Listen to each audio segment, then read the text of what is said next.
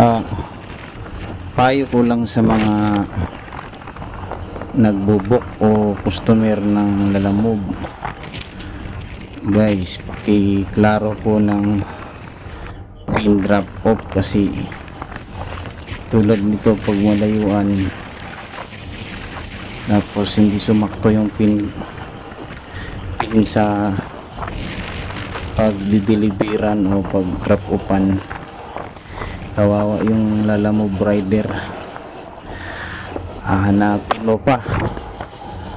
Tulad nito, nakapin siya dun sa isang compound, yun pala ang malayo na rin yung lagpas pala yung pinin code niya. Tapos isa pa doon, may nilagay siyang number sa address, pero pagdating mo naman sa bahay ng pagdeliveran mo, pag drop offan mo, ay walang number. Wala pong mga number ang mga bahay. Tapos ikaw ang mahirapan, lalo na doon sa may Bulacan, doon sa may Pande, yan mga palayan dyan kayo dadaan punta sa mga bahay-bahay.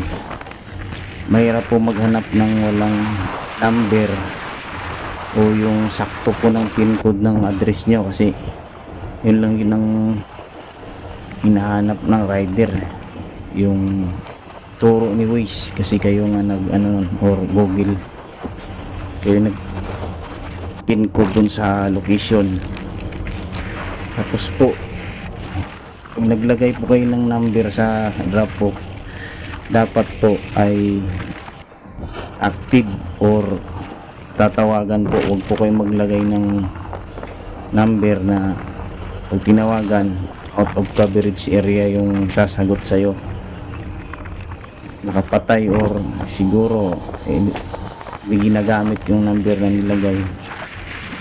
Talagang mahirap po. Kaya sa susunod po, maglagay po ng eksaktong address, active na contact ni pag drop offan, at yun po, saktong address. Kasi mahirap po magtanong ng isang barangay, mauubos po ang oras namin imbis na makakuha agad ng book. Ayun, isang oras or higit pa yung kakahanap, kasi isa-isahin mo pa yung bahay-bahay na tanong. So ayan lang po, thank you.